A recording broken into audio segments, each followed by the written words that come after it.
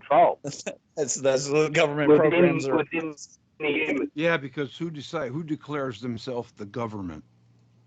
Right. It's always those in power. Guy I with mean, the I most just money. declare myself a government right now.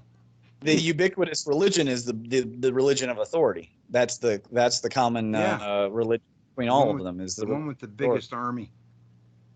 But again, though, from a MIMS perspective, I'm just interested in how do we create the better society on all the positive ends of things. Obviously, if the United States invented a science called operations research. I don't know if you guys know this. Yes, I know about it. I'm aware of it. Yes. Right. You Now, made me aware of it. Imagine though, if Hitler had operations research for his final solution. Can you imagine how much worse it would have been? So it's important that we utilize this cosmology and this science ethically. And it's important that we do so consciously and conscientiously, because if we don't, someone will. That's right. That's right. And then they'll be ahead. Not just ahead. They'll be doing it covertly. Yeah, they'll I'm create sure the they are. Thunderbolt. Yeah, They'll but create the generator. point is you can't go to a gunfight with a catapult, can you? With a pea shooter, you can't. You can't go and have a fight with somebody who's going to take out weapons and blow your head straight off when you were just going to have a boxing match. You know what I'm saying? Oh, they can do it from space now. You've got to bring the same kind of energy or defense to the table as they've got. Else you're not competing. You can't fight. Yeah. Well, that's my view. It's pointless. It's pointless trying to fight someone if you've got all right. You want to do it as a game of sport, but they want to kill you. You're not going to win, are you? You're not going to win. In which case, then, I think it would be fair to say we should stop being so nice to people in the standard model. I'm not saying to go out of your way to be rude. Right. You're right. Yeah. But in this way, one of the only ways that Ben Davidson is right about what he's doing is that he is a bit aggressive towards the standard model. He understands, as a lawyer, he practices a positional science. That's where his background is. So he understands the sure. It's part of his training. And so that's something that he's very good at. That's not to pick on anybody, but just the Thunderbolts Project people in general. And I would also put, Robitaille. I would put, I would say Crothers, Stephen Crothers understands it very clearly. We have to be dominant in our presentation of this cosmology. I agree, If we are passive in order to be nice, we are actually accomplices to the continuing harm of mankind, and by the way, also of animals and nature. Mm-hmm. Yeah, you have to be passively aggressive. In other words, you're passive about it, but you don't. But you are using force to. A lot of times, though, you don't even want to engage because you know that they've been drinking the Kool-Aid for so long, they're just gonna reject it out of hand unless they're interested. Well, yes, and in which case that's fine. I would say what would you call the environs or the conditions is where it's important. Who was that? There was the debate with what was it, Rupert Sheldrake and a couple of other people, and there was one man in particular, and he was very aggressive towards Rupert Sheldrake's reputation. It was essentially a ad hominem attack because he couldn't deal with what Rupert Sheldrake was actually talking about. He couldn't deal factually, and so he attacked his reputation as a scientist. He attacked the ideas and made them sound ridiculous, etc. And the thing that made me sad was not that Rupert Sheldrake was losing. It was that Rupert Sheldrake was not aggressive enough to stop the thing and say to the audience, Do you see how he is trying to control your mind by saying that you are a bad person if you consider my ideas? He doesn't matter to him that whether or not it doesn't matter to him whether or not I'm a good person. He doesn't respect me. The question is, does he respect you enough to give you the respect to say you can consider these ideas? Of course not, because he'd never even read Sheldrake's work when he was trying to bring him down like that. He hadn't even read his book. He tried, you know. So, what kind of basis is that for an argument? And well, that's about it. You know, he was going to attack him whatever Sheldrake said. He was going to get But you're smart enough to notice. You're smart enough to notice that. But 85% of the audience will fall for the ad hominem debate tactic, and that's why people in this cosmology, whether they're good, average people, or whatever, need to be capable of being assertive to aggressive, depending on, are they talking to a flat earther or an astronomer? Are they on TV being interviewed? Or are they in front of a room full of school children? Is it Neil deGrasse Tyson who's across from them, or is it Michael Shermer? And somebody who needs to be let known, like, hey, you don't understand these topics well enough, and you are a zealot, and your zealotry is not science. Exactly. It does matter, is my contention. Is that it matters. So I ask people to do this EPMC work. If you do the philosophy work.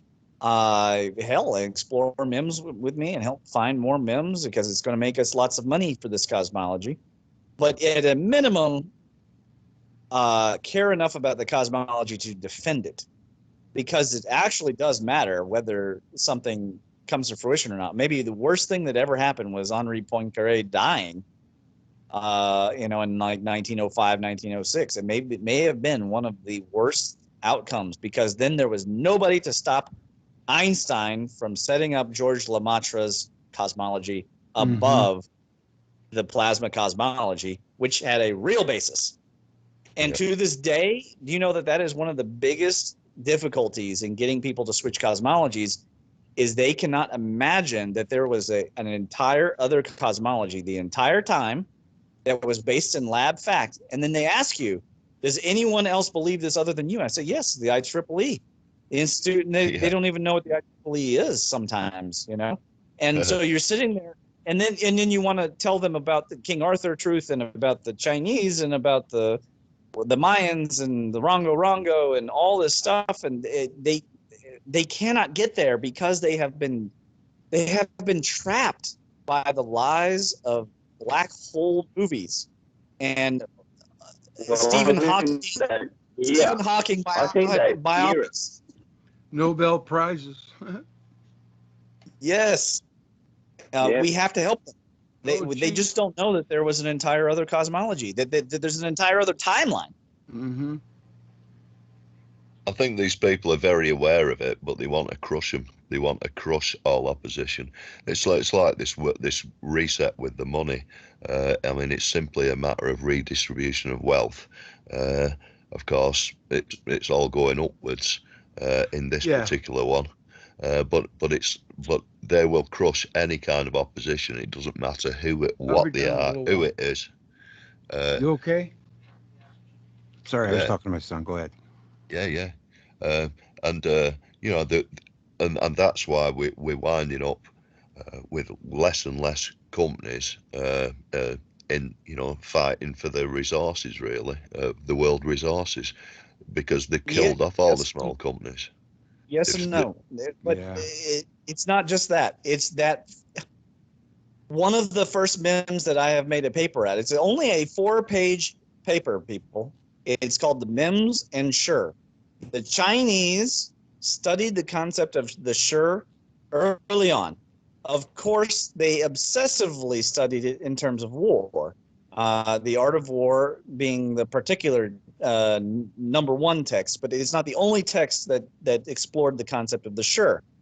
Now, the Chinese obsession with the Sure is mostly because there's a cultural tendency to believe that there must be a hegemon. There must be a superpower at the top. So currently the CCP power structure over there believes that the United States, everything about why the United States does this or that is all predicated around a desire to be the hegemon. And they see the world through that filter because it is an ancient obsession of the Bing Fa school. Now, that does not mean, though, that the Sure is only an art of war concept. And in fact, positional advantage sciences would be big money in, say, world soccer or rugby or basketball. It also is huge, obviously, in corporate, hostile takeovers. Positional science is all over. So that is an example of one MEMS that if even small businesses knew, they could make themselves more powerful. And I actually proved this. So in the United States, we had a law passed called choice. And it was the basic idea behind it was that the veterans would be better served if they would be able to go out and get whatever doctor they wanted. So the government said, okay, so in order to facilitate choice, we have to have a middleman, and they hired a company, which, of course, it was all corrupt, buddy. McCain knew these guys from who were associated with Blue Cross, and who created a company called TriWest, and this company was already fined for defrauding the government. They obtained this contract anyways and set about not paying anybody, and nearly wiped out many businesses, including mine. By using the positional science, I'll skip the story because some of the details because agreements were made, etc. But the United States government not only asked me to testify, but then they used my recommendations to get rid of the choice program and replace it with the mission care, which was another act that Donald Trump passed. He kept calling it choice, but it was actually called mission.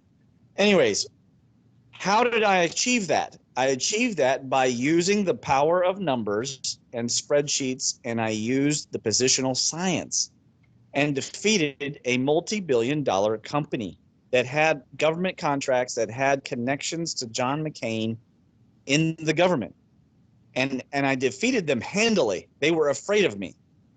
Why? Because the Chinese science of the Sure works, and it works absolutely. And why does it work? Through the MEMS, I was able to discover that it connects to the power of the force, the numbers, and the ether. And of course, there's principles behind it. There's momentum and there's advantage. If we can learn such sciences and expand on them, we will improve this cosmology's position around the world. Mm-hmm. It's a simple matter of application of the science. Nikola Tesla did not have the type of personality to do that, but inherently he knew that it needed to happen. He believed that it should be based on the goodness of human nature, but we have not seen that works.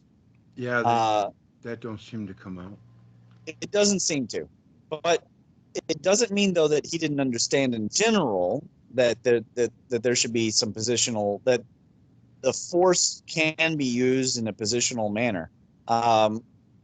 If we can explore these MEMS, I think that we can enhance our likelihood of success. We may still, as Nick said, lose out to the standard model people. They may make it illegal for us, even. We may enter a dark ages where it's illegal to talk about plasma. They have the mainstream media in their back pocket. I mean, it could be possible. Well, they certainly already they equate the electric universe to the flat Earth paradigm, don't they? Yeah, exactly. They put you on the same level as that. Because flat earthers started saying the Earth is electromagnetic, the space, that they tried to hitch that wagon to the electric universe for that reason, so they could say, look, flat earthers. Yeah. You know what, though? As much as I despise the flat Earth, and I'm just as guilty as everyone, we should be taking advantage of the energy of these people. I know. Because exactly. They know something's wrong, but they don't know what it is. Right.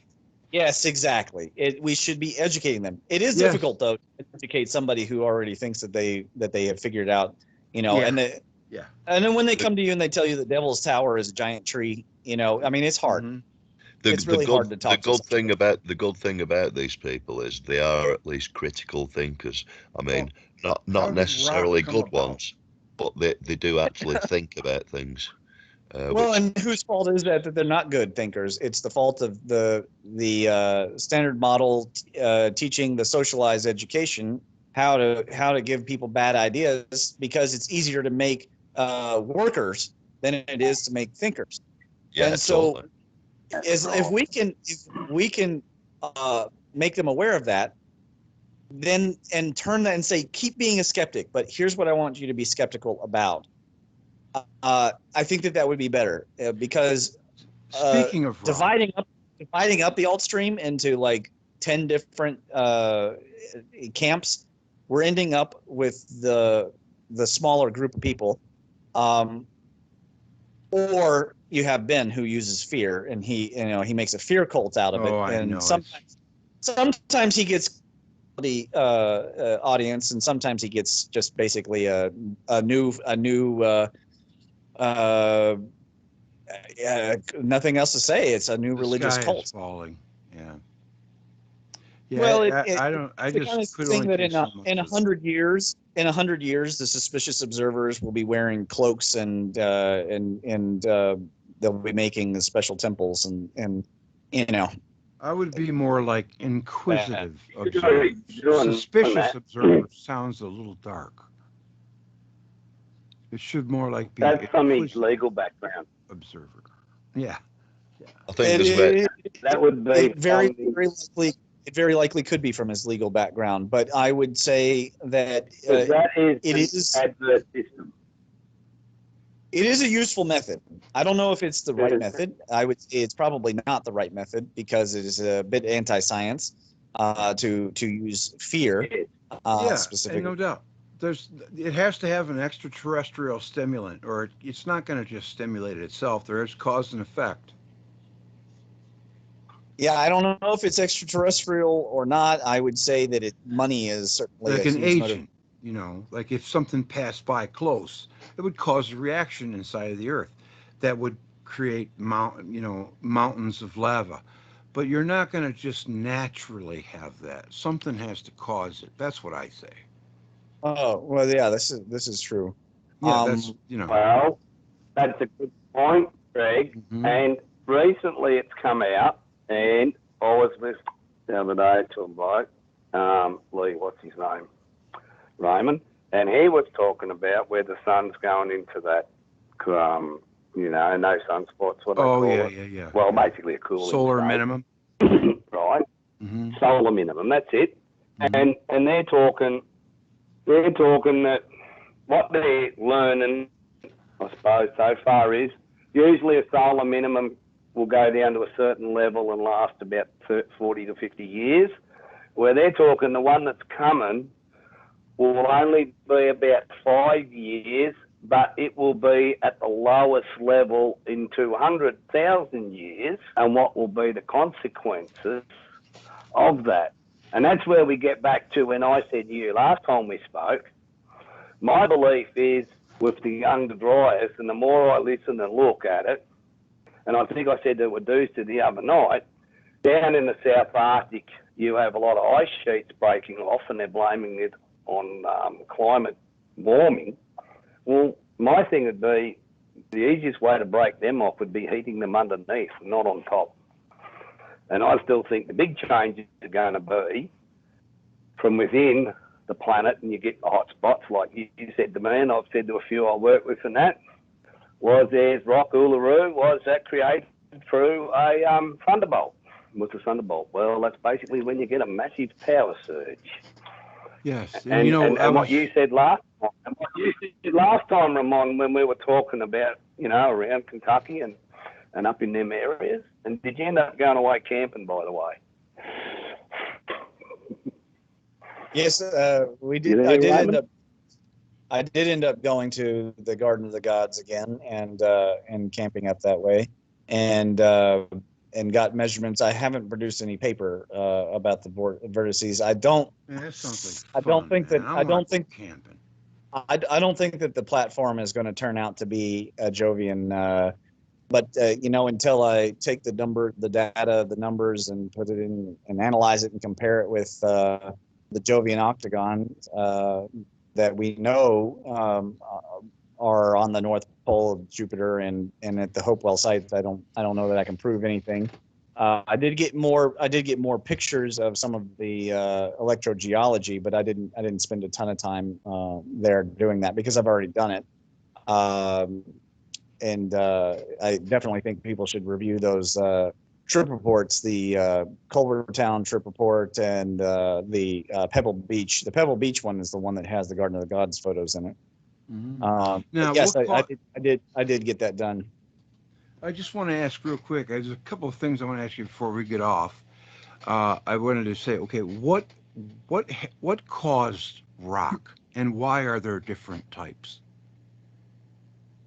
Well, I just noticed. Have you ever noticed a fossil is like stone? It's like rock. Yes, I would say that's probably a complex issue. Gareth Samuel's a good guy for that. Again, see the pattern. I mean, he talks about fusion on a biological level, and that's in plants with the chloroform creating, changing the oxygen, taking the carbon CO2 in and creating oxygen. And there's actually it was saying that the Earth actually does this fusion capability, and it changes carbon into silicon, and it this fusion seems to be happening on the surface of the Earth under the. The simple answer, Greg, is that cosmic rearrangement doesn't only happen on the galactic scale. Cosmic rearrangement happens in the atoms are rearranging inside of the nucleuses. Yeah, the nucleuses are rearranging. The valence shells are rearranging. Then you get to the cellular level. The cells are rearranging. The DNA is rearranging. Are there the minerals are rearranging? It's all rearranging, and it's rearranging to suit some kind of predetermined matrix or program. That's part of the law of conservation as one of the powers of the principles, the P power, and we don't really understand it, but it doesn't mean that it's not a constant, ubiquitous aspect of what's happening around us. The changes are just manifesting this underlying matrix change, this code change. And these code changes are happening continuously. The air circulating in this room, the thermodynamics of my computer and my phone, the charge levels are changing. It's continuous. The food inside of my body. Ramon, when I got hungry. When you mention p values, is that the statistical value which can represent a complete chance, a complete the statistical error, if you know what I'm saying, is that's the p value, isn't it? In the new paper that I've been working on, I approach the possibility, probability, potentiality cloud as a part of the A power, the ether.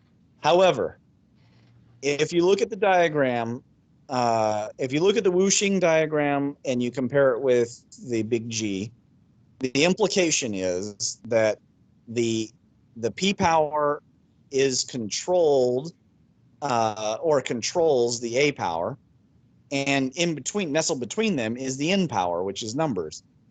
And so you cannot separate the five. So this potentiality cloud that contains probability and possibility that then actualizes into something so-called real or concrete or tangible in our visible form, measurable form in the material three-dimensional space. Even though it's part of the ether, it must be controlled by the principles that are the 8 laws. And one of those is, of course, the law of conservation, which determines what can be, is, has always been, etc. But another one is the law of change or evolution.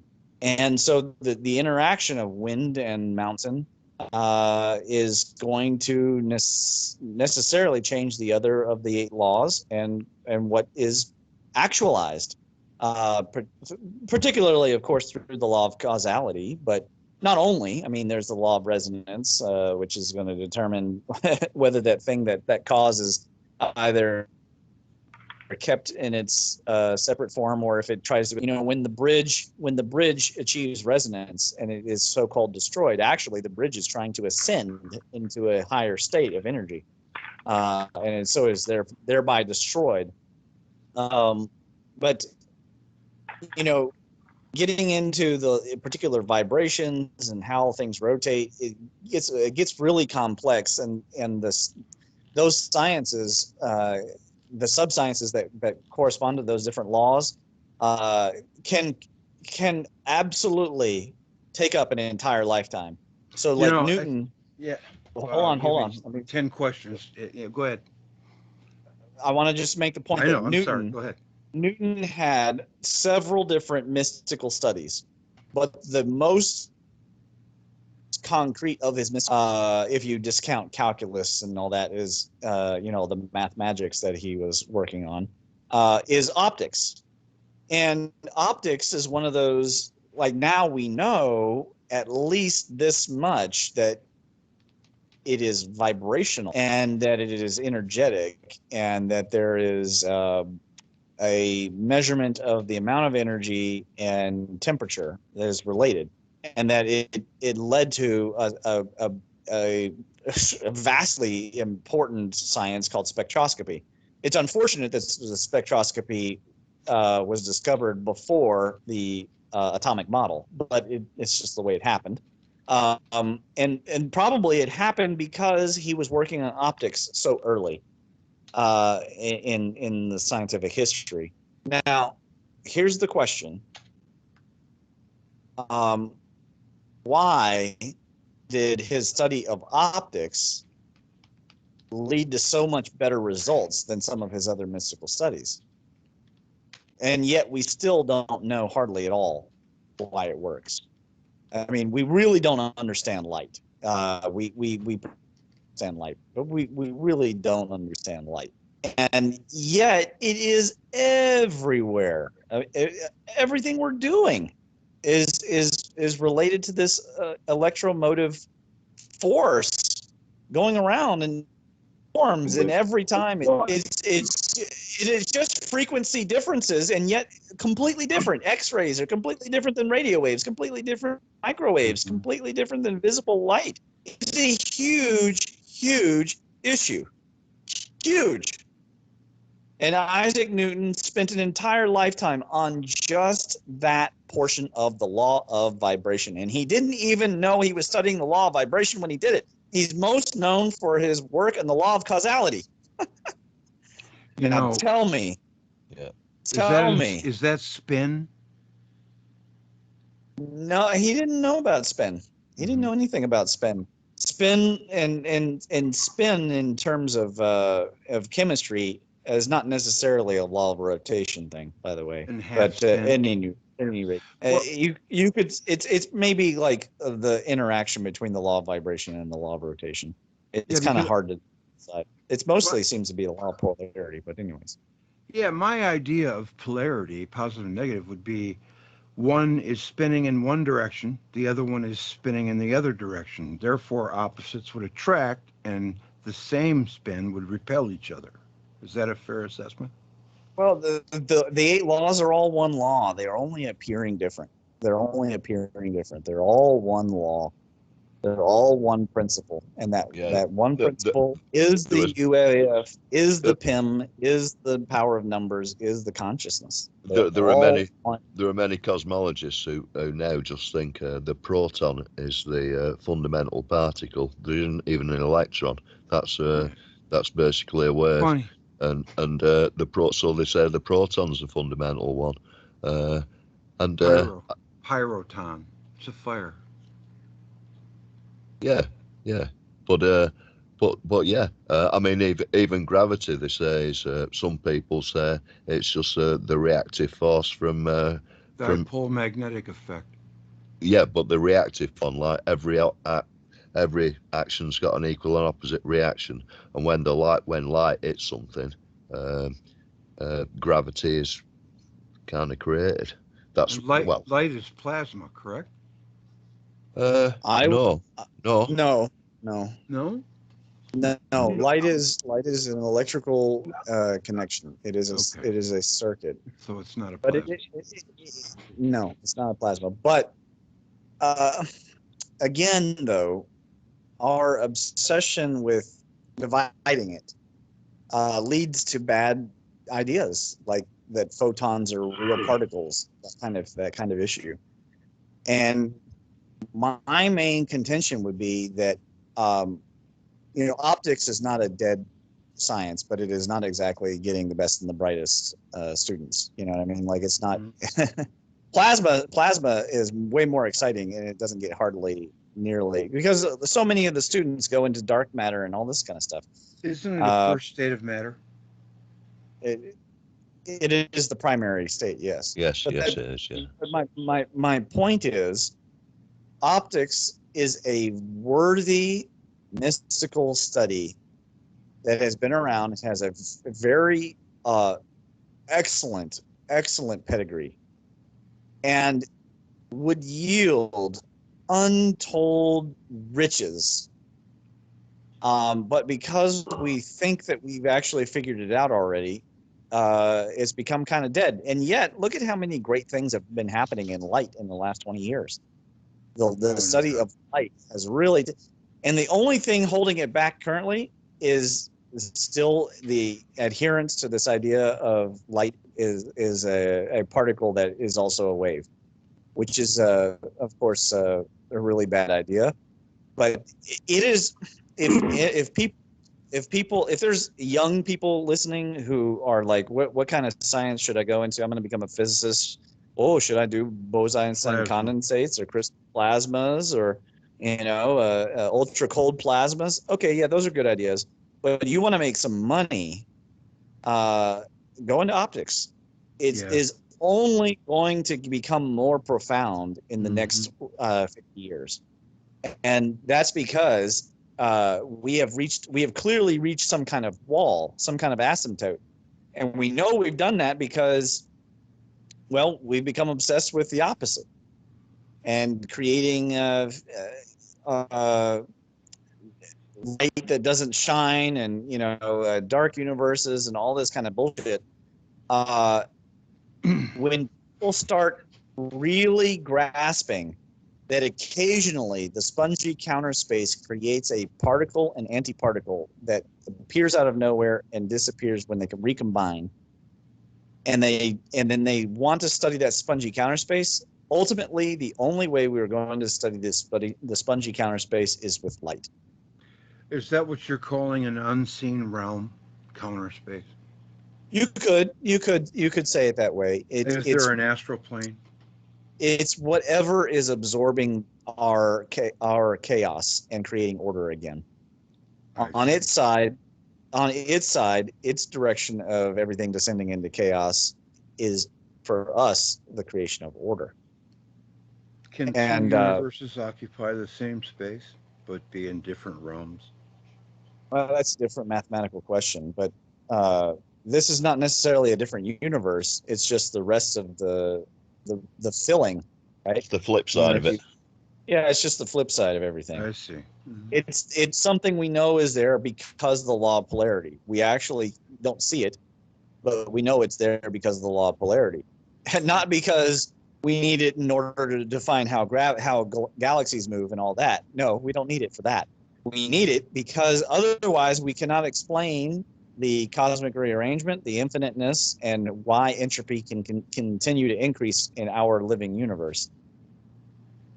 Well, that only makes sense if there's another pole in which things are going the opposite direction. Yeah. But we won't be able to study that without studying light, and that is the key. And I would assert again, trillions of dollars of potential development that has not been reached. And I use the word dollars loosely. Obviously, it could be digital shekels. I read something from Degrassi that said the sun will exist as long as it maintains a positive charge. But once it doesn't, it won't exist anymore. But it's got to be a charge into it. If it hasn't got a charge, it'll fall apart. Yeah. See, so it's got to be getting a charge off the Birkeland current to allow it to create the charge that we get. Well, they find that 100-fold increase in electrons at where Voyager is. So that must be where they're flowing in from the universe to the sun, because for every positive ion that it exhales, it has to take in an electron. Yeah, if you have a look at the solar system, Greg, as the sun is the center of a Birkeland current, and all the planets are on a separate ring inside that Birkeland current with a separate charge in the ring. Yes. And the outside of that Birkeland current is where Voyager is at the moment, right? And that's where the negative charge is concentrated. The sun's cathode. Yeah. Exactly. That's the cathode of the sun. Yeah. Exactly. Right. Amazing. But it's ultimately one giant double layer, and the solar cell is interacting with the galactic cells. Yeah. And so it's like a giant body. So an easy way I put it is, if you take an older car out of the 60s, say, if you don't have a battery, you don't have a generator working. Take the battery out, the generator won't work, because it needs the battery to create the fields for the generator to create the power to run your lights, charge your battery and all that stuff. And I look at it from what I've seen, watching different things in the electric universe field, that's basically how the sun works too. It's got to have something giving it an initial field that it can then build on. Power, yeah. Yeah, that initial field that then, as it consumes the hydrogen and everything, it creates a bigger power. That's the output that we get. Because we're not really looking at an arm. You want to know something that's really mind-boggling? In my magnetic universe theory paper, in table 7, I have the different scales from the very small scale in the nerve to the supergalactic electric circuit scale. So quite a range. And it goes from, of course, 10 to the minus 9 amps up to 10 to the 19 amps. I can't remember what the upper number was, but it's a huge range, well over 20 orders of magnitude difference in amperage. And the voltage is also similarly, obviously, increase as you increase scale. But one thing that I didn't include, that I maybe should have included in that table, is that the relative velocities also increase. And that's a little counterintuitive for the human mind, because what we normally think of is, oh, it's big, so it's got to be lumbering, it's got to be slow. But actually, so when you go, the moon is moving faster than, it's moving really, really fast. But the Earth is moving faster around the sun, and then the sun is moving faster around the galaxy, and the galaxy is moving faster in the supercluster. And as the energy scale increases, the velocity, and it's not even linear, it's an exponential increase. And that's to me, it's so mind-boggling, because it means we have on this planet you will hear politicians and even scientists, even very generally, I would say, people agree, smart scientists, smart people with a high IQ say, we're going to run out of energy, or we're going to run out of this, or we're going to run out of that, and say these really pessimistic things. And then they'll go from there to somehow we need to genocide 80% of the population of the planet. Yeah. And it's so sad, because there is more than enough energy just inside the planet, let alone interacting in all of the spheres of heaven and earth, from the highest, where the sun is coming in, down to the core of the earth. The complete amount of energy flowing is so astronomically more than we would ever need to run all the cryptocurrency, and run all the digital computers, and run all of the monitors, and the electric cars, and the self-driving cars, and the electric airplanes, and all the things. It's not even a close number. It's a drop in the ocean, yeah. It's a drop in the ocean to what's the potential. Exactly. I drop in the ocean. When you look at the big picture, planet Earth's not even a speck of sand. That's right. Yeah. And yet it contains more than enough energy than we would ever need. And we feel so guilty still about the cataclysms. Now, if we aren't aliens, somehow we have this idea of the Kryptonians harvesting the core and destroying their own planet and blowing themselves up. We have scared ourselves stiff of innovation. We are so afraid of ourselves. If we're not busy fighting insect aliens and trying to blow them up in our imaginations, whether that's from biological survival, or from an actual historical past, or something on Mars or whatever, but we are genuinely afraid that we are going to create an Atlantis event. And yet the funny thing is, if Atlantis was a real city, it was probably only sunk because it was sitting on the mid-Atlantic ridge, and the crust buckled during the death of the star. And I have a crack at what you just said, Ramon. What you just said, where we're scared because if we take the power out of the Earth, we could blow the Earth up, right? Now, my thing is on this. The sun would naturally compensate for that. There would be that much power there that we could never, ever harvest it all, no matter what we did, because as we harvested more, the sun would naturally, through the forces, which Greg was talking about with the spin, the sun would be wanting to put more in to compensate it, because it's got to equalize the energy flow. It wouldn't even need to, though. What you're saying is right. And what I was going to say was this. I wrote this to Greg the other day. So I was listening to a fellow on YouTube, and he was talking about the collider, and said how great Einstein's theory of MC squared was, in how you keep squaring the mass until the atoms basically explode. That is how they found big Higgs boson, whatever they call it, right?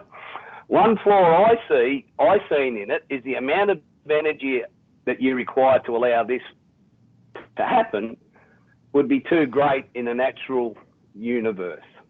Although the natural universe has mind-blowing numbers, it wouldn't fit the profile. that'd be like sticking dynamite up someone's backside and blowing it up to see if they had a heart. That's my way of looking at what they're doing now. Well, I agree I agree that they're, by pushing, they're creating unnatural conditions that probably isn't the right way of going about it. But at the same time, there isn't really any better method. And theoretically, if we weren't burning fuel to make energy, it wouldn't be a barbaric situation. It wouldn't be even an issue. The main problem is that they're running it off of many times they're running it off of a fossil fuel energy grid, and this is of course it's a bad idea. I mean, it's not a immoral idea. It's just not necessarily smart. That's what I meant by that. That's what I meant by they're blowing you up to see if they can see you. Well, Thornhill nowadays, pretty good. I don't have to cut you open. I can use an X-ray. I can use an X-ray to see your heart. That's true. That's once upon a time, cadaver research was necessary in order to see what the anatomy of the body was. So that meant cutting open people. Now, in ancient China, sometimes they cut open criminals. I mean, it's not necessarily a pretty. It did make progress. It did create some kind of progress. However, I think that, and again, if we were to strive for creating the conditions of an enlightenment and the conditions of life-generating circumstances, positive feng shui, then we would probably not approach it the way that we are. I would say that CERN would become, what would you call? I would say redundant. I would not say that it would be a bad thing, and certainly there's some really great engineering that has been created by how to have CERN, how to have it work, to generate those kinds of electromagnetic fields. But doing this in order to smash things together to make them tinier and tinier, and imagining this to tell you anything about the universe is sort of like saying, well, if I smash this glass painting or this picture here that's made of glass, I smash it and then I smash the little pieces of glass and smash it down until I have the tiniest pieces of glass, I'll somehow put the picture back together. That doesn't make any sense. And it is fundamentally wrong when it takes so much money to do it.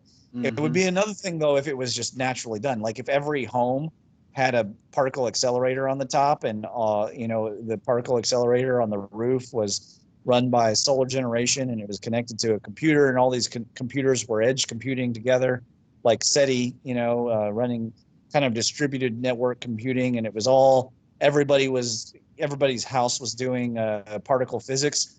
That would be one thing. But when it's such a special program and it takes up special money, and we can't even just provide, folks, there are sad videos of people in Africa trying to figure out how to have powered flight, and we could just give them the schematics of the Wright brothers, but these people are trying to figure it out because it's not been given access. And it's sad to see because, of course, they're building these planes that are too heavy and run off of like lawnmower engines, and will never achieve powered flight. And this is in the 21st century, this is happening. So in such a situation, I think that CERN is not so much a bad idea, just as an unethical idea. It's just unethical. I agree with that.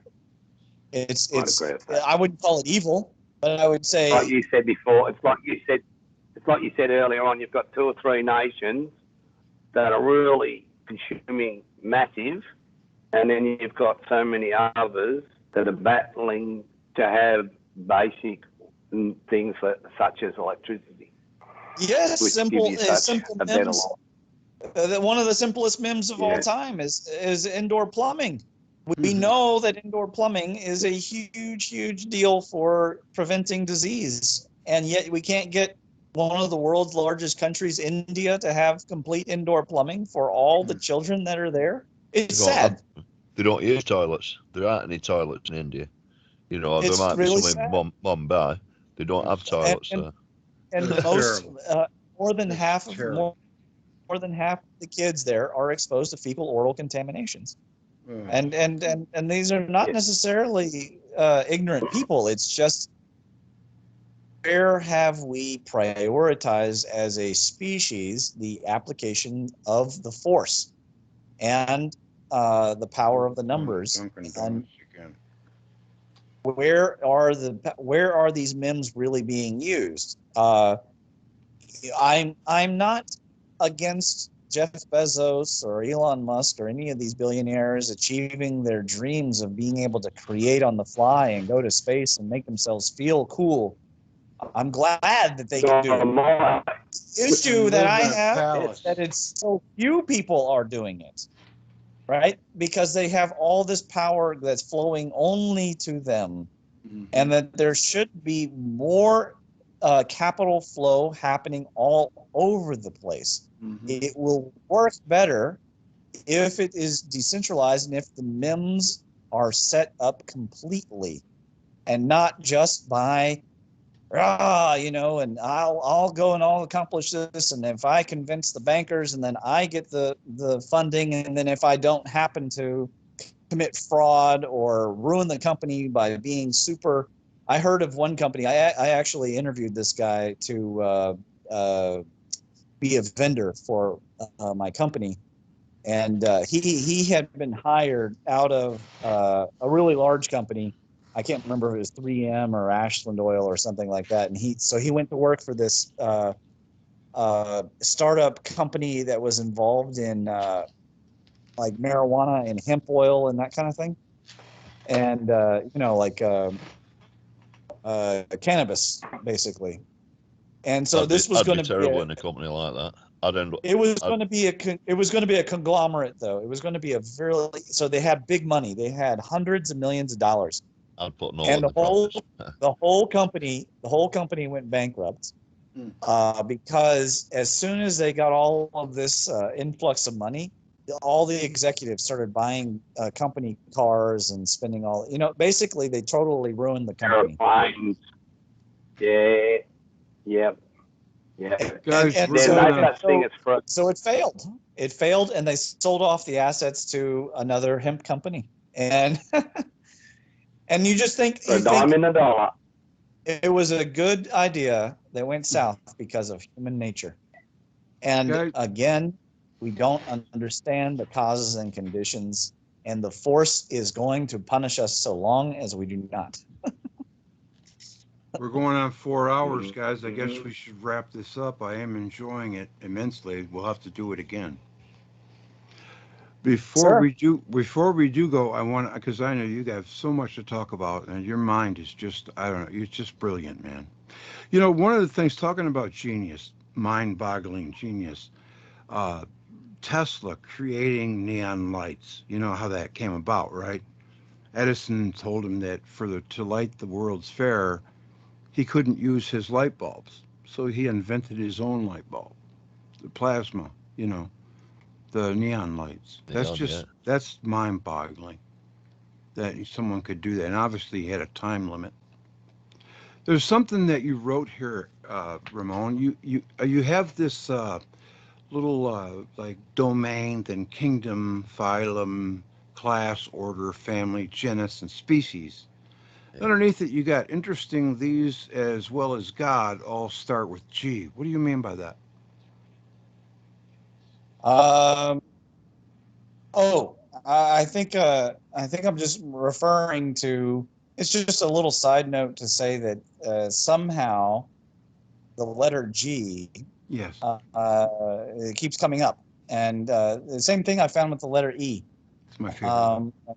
I don't recall exactly the context that I was writing. You got to understand, when I'm writing in a pure philosophy mode like that, I am essentially just channeling the master who is connected to this cosmology. And so one of the notes that came about was that several of these related concepts all started with the letter G.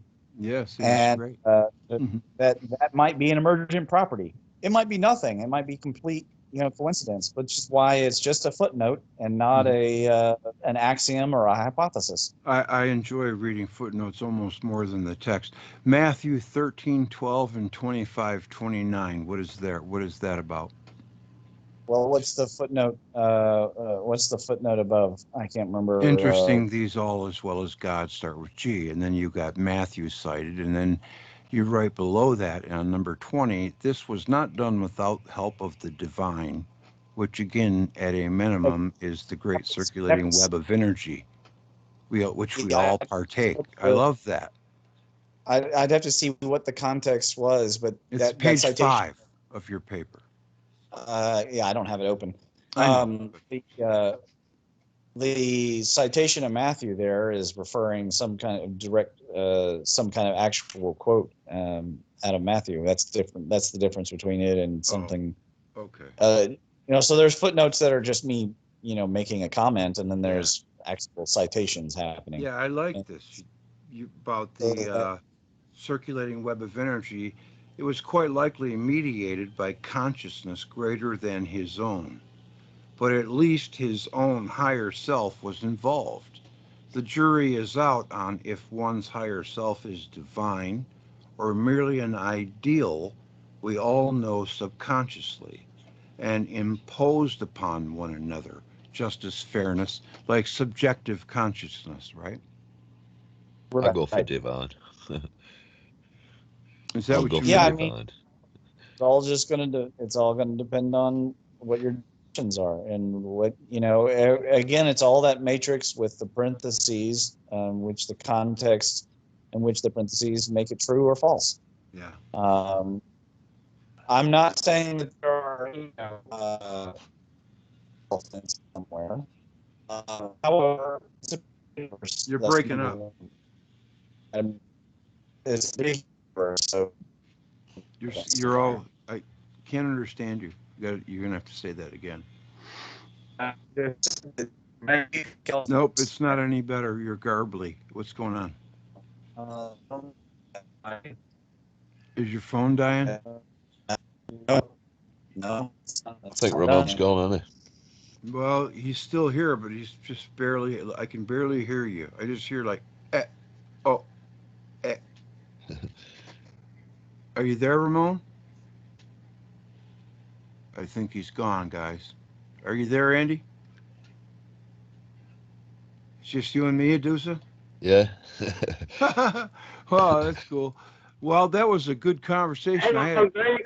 Greg, I'm still here. Hang on, Greg, I'm still in. Sorry. Okay. Is Ramon gone? It says he's still here, but I can't hear him at the moment. I don't hear him either. Yeah. We got 3 hours and almost 4 hours, so. Yeah, I've had it, mate, Greg. Yeah. Time I got some sleep, mate. 10 to 6 in the morning here. All right, great conversation, guys. Great That's conversation, Ramon. We can't hear you, but we love you, and we'll talk to you soon. Nice one, Ramon. Yeah, brilliant. Thanks. Yeah, it says Ramon left. Yeah. Yeah. Okay. Well, we had a good one tonight. Tomorrow night, guys, same thing. Tomorrow night, same thing. Oh. We're gonna do Ted. Yeah, we've got Ted back. Yeah. Do my best. All right. I'll see you tomorrow. Best. I'll see you, Greg. See you, Greg. All best. Andy, stay on. I know it was a good chat. Yes. Oh, it was awesome. Didn't you guys like that? Stop recording now. Stop recording. Well, okay. Stop recording now. Yeah. Stop.